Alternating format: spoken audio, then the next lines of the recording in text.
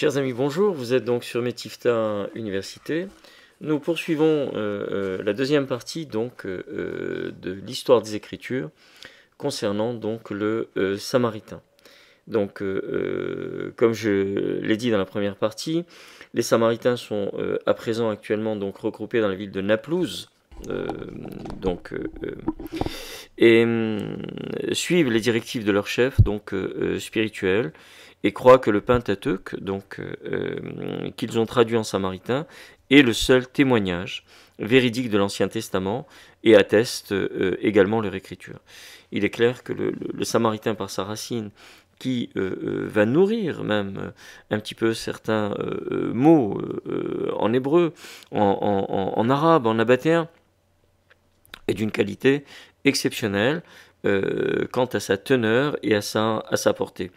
L'écriture, donc, c'est un peu démarquée de l'hébreu carré. Elle a gardé cependant donc les caractéristiques et la vocalisation de la langue phénicienne.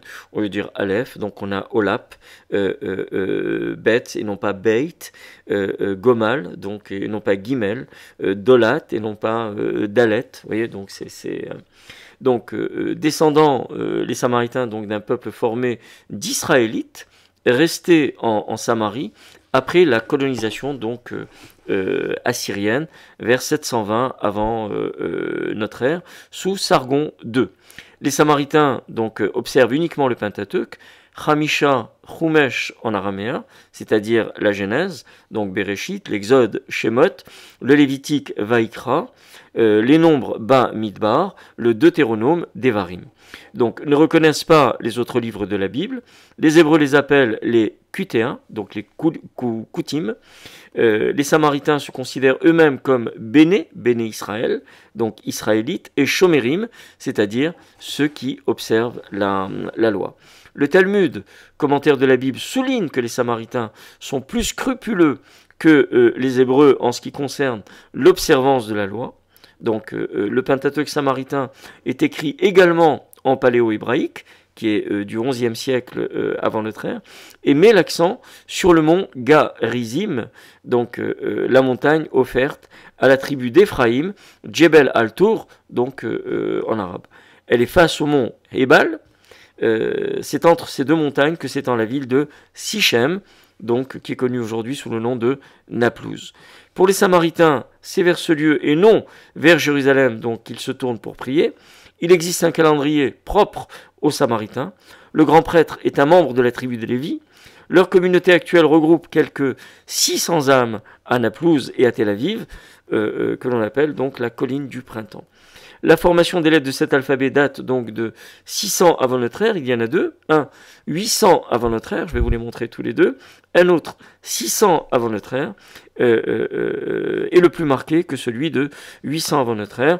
Et se caractérise donc par sa prononciation. Alaf. Et non plus, vous voyez, on a Olap, Aleph en hébreu. Alaf, Bit, Gaman, donc pour ABC, ou Aleph, Bet, Gimel. Dalat, donc Kouf, Rish, Shan et Taf, donc pour le Kof, Resh, Shin, Tav. Regardez donc les deux écritures samaritaines, qui sont d'abord d'un graphique absolument superbe. Donc on va bien les voir. Voilà. Vous voyez, on retrouve, ça vous donne une idée des lettres.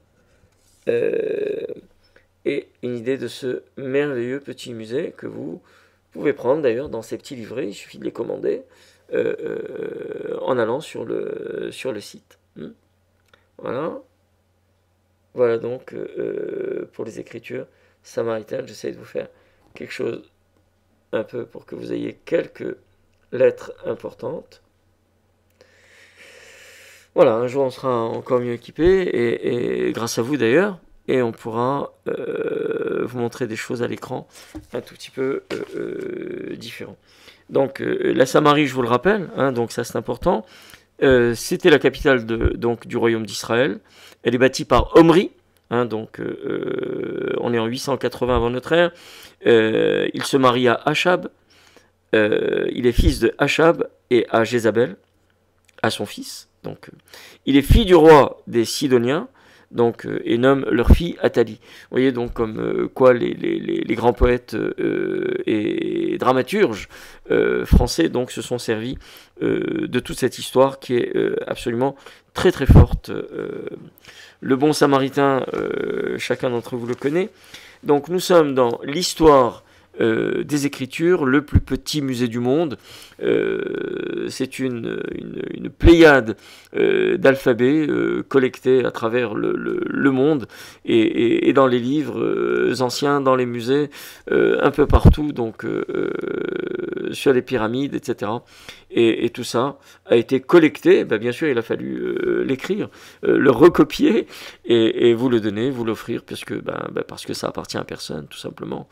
Hein, parce que le savoir est un don qui appartient à l'humanité tout entière. Donc tout ça est extrêmement important.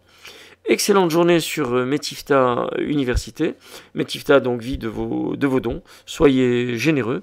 Bon, et ça nous permet effectivement de continuer à faire du livre et de vous donner de plus en plus de belles émissions. Excellente journée sur Metifta Université. Soyez les bienvenus. Cette chaîne est la vôtre. Nous sommes dans la rue avec vous, sur la toile. Donc, donnez ça à vos amis, les amis de vos amis. Tous les jours, je vois que vous venez par petites grappes de raisin venir écouter un petit peu et j'espère du fond du cœur que vous apprenez quelque chose, en tout cas que ça vous permet d'écarter, d'écarquiller, de faire des ponts avec ce que vous avez appris, voir ce que vous ne connaissiez pas du tout et parfois dont on ne peut pas imaginer même l'existence.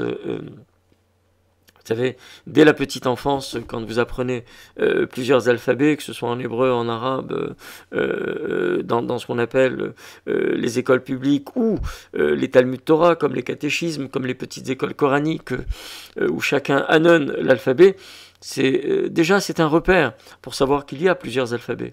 Alors imaginez le petit français qui ne connaît que l'alphabet français, le petit anglais que l'alphabet anglais, etc., etc. Donc pour lui, l'alphabet est tombé du ciel. Il s'appelle ABCD, il s'appelle ABCD. Demandez à Cathy. Et puis vous verrez que ce soit en allemand, que ce soit dans toutes les langues dites modernes, c'est-à-dire toutes celles qui sont issues du grec, nous le verrons très bientôt aussi, puisque le grec arrive, s'étant nourri de l'alphabet phénicien. Voilà. Et il va devenir chef de file. Pourquoi ? Parce que lui va changer le sens de l'écriture. Ben oui, il est dans la partie où il n'y a pas de lumière, c'est-à-dire la partie occidentale de la Terre, Occident. Donc il n'y a plus de lumière et il va démarrer à partir de là, puisque lui va être chef de file de toutes les langues dites de l'Europe occidentale. Bonne journée sur Metifta.